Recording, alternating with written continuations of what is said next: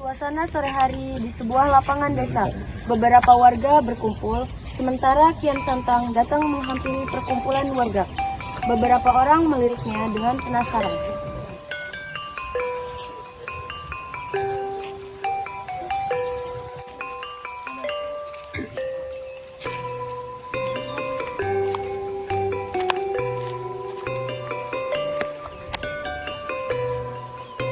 Bentar.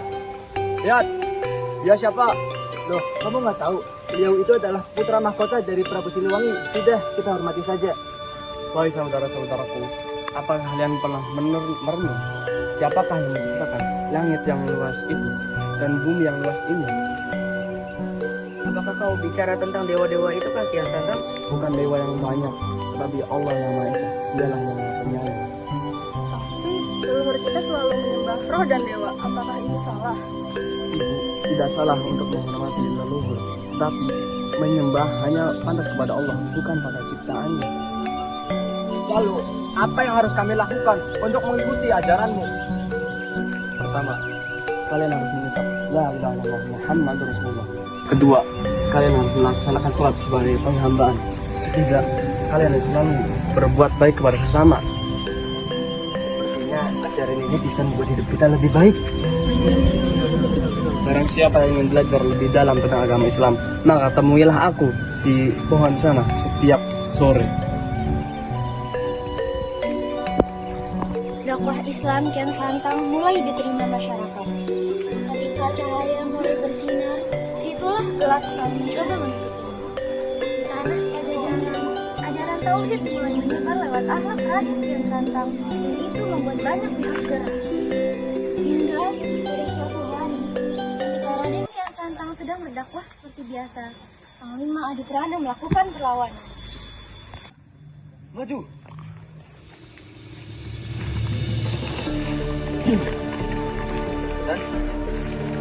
Saudara, ampun. Tangkap dia. Dia penyebar ajaran yang menghina leluhur kita.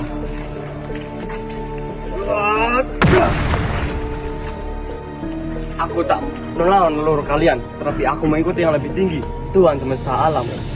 Tapi rakyat mulai berubah. Adat kita luntur. Beberapa rakyat pun mulai terhasut dengan perkataan Panglima Benar Adiprana. juga, dan apa yang dikatakan dia? Tetapi ajaran Kian Santang lebih membuat kami lebih tenang, lebih jujur, dan lebih damai. Dasar keparat. Berani-beraninya kau telah mengira ajaran Raden Kian Santang. Tenanglah wahai wargaku, biarkan aku yang mengurusi. Raden Kian Santang, pangeran yang kini menghina leluhurnya dan membuat rakyat lupa pada adat istiadat dan sesembahan nenek moyang.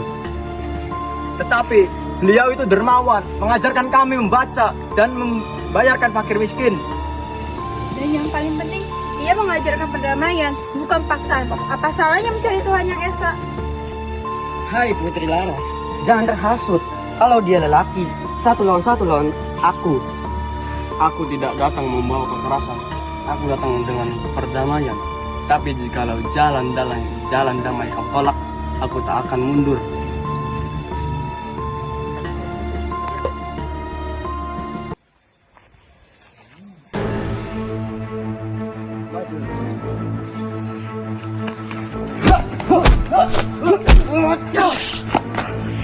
Aku di sini bukan untuk mengalahkanmu, tetapi untuk mengalahkan hawa nafsumu. Aku tak butuh nasihat dari sang pengkhianat.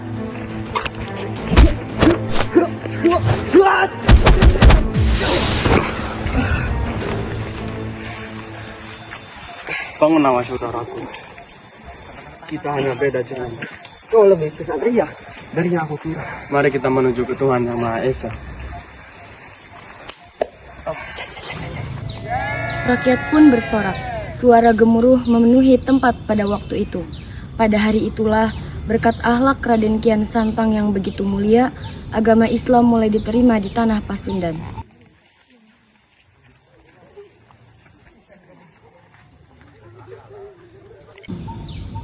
Beberapa tahun setelah diterimanya dakwah Raden Kian Santang, hiduplah seorang raja baik yang memiliki istri cantik, dan seorang raja jahat yang ingin merebut istrinya dari suami raja baik tersebut.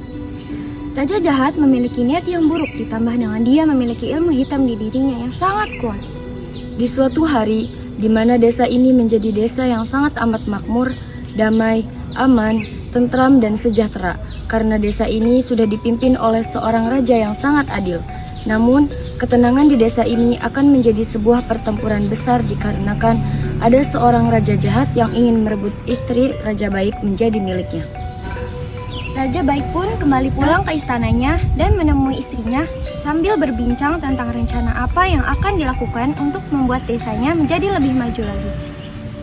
Istri Raja Baik sangatlah cantik dan anggun. Dari sinilah asal mulanya pertempuran yang sangat sengit antara Raja Baik dengan Raja Jahat yang sangat ingin sekali merebut istri Raja Baik. Assalamualaikum warahmatullahi wabarakatuh, wargaku semuanya. Waalaikumsalam warahmatullahi wabarakatuh, Baginda.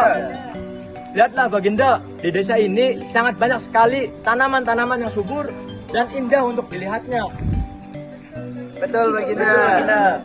Sebelumnya desa ini telah diserang dan dikepung oleh para Adiparana Baginda. Adiparana? Mohon maaf semuanya. Dan desa ini dulunya terkena kemarau yang sangat lama sekali, Baginda. Tetapi alhamdulillahnya desa ini ditolong oleh seseorang yang sangat rendah hati dan beliaulah yang menolong desa ini dari kesengsaraan yang panjang itu. Sepertinya saya tahu orang yang dimaksud. Alhamdulillah, bersyukurlah kalian kepada Allah Subhanahu wa taala karena desa ini diberi pertolongan oleh Allah Subhanahu wa taala melalui orang yang kalian maksud. Kalau begitu, saya pamit terlebih dahulu. Assalamualaikum warahmatullahi wabarakatuh. Waalaikumsalam warahmatullahi wabarakatuh.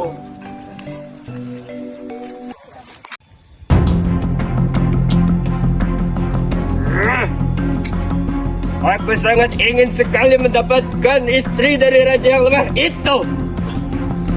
Kenapa sih tidak ada wanita yang menyukai diriku? Padahal diriku sangat gagah, perkasa, dan punya banyak harta. Tuan, aku punya saran. Bagaimana kalau esok hari kita datang ke tempat raja itu dan Tuan bertarung dengannya? Tuan kita kasih senang. Tuan, menangkanlah si raja yang lemah itu dan mendapatkan istrinya yang sangat cantik itu. Kau pasti akan bisa, Tuan. Oh. Baiklah. Semuanya, besok semuanya kita perang. Siapkan senjata dan mental kalian semuanya, wahai pasukanku. Siap. Dengan inilah aku akan mendapatkan wanita. Setelah sekian lama aku tidak laku-laku. Esok hari, Raja Jahat beserta ajudannya mendatangi istana Raja Baik, dan warga-warga melihatnya. Lalu tiba-tiba datang ke istana untuk memberitahu bahwa Raja Baik dan istrinya bahwa esok akan ada Raja Jahat datang ke desa ini untuk mengajak Raja Baik bertarung. Wahai Baginda, ada seorang raja jahat yang ingin mengajakmu bertarung dan merebut istrimu. Apa yang harus kita lakukan? Ini tidak bisa dibiarkan, Baginda. Kita harus melawan. Sialan. Baiklah, Adiprana, siapkan pasukan untuk menyambut kematian mereka. Siap, Tuan.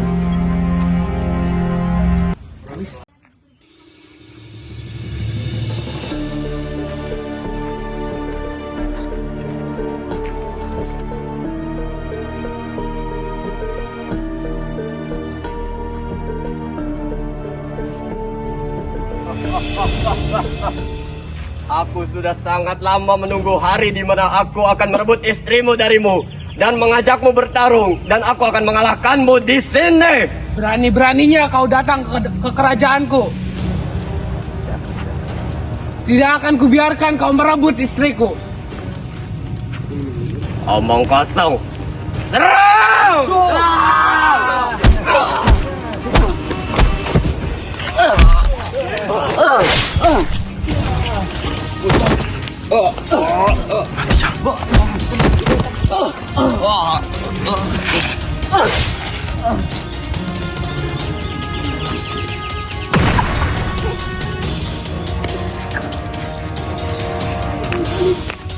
Adiprana, maju. Siap. Maju! Mau!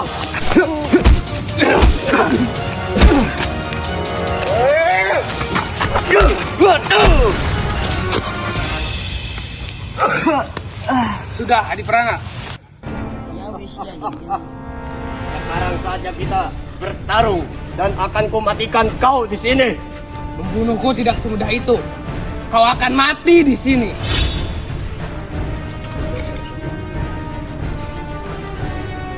Aku akan memenangkan ini dan aku akan merebut istrimu darimu.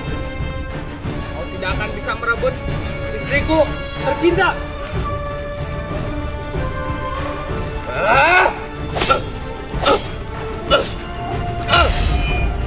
Ternyata kau hebat juga.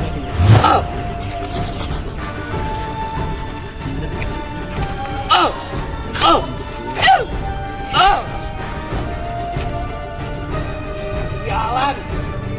Akan kutunjukkan kekuatanku yang sebenarnya.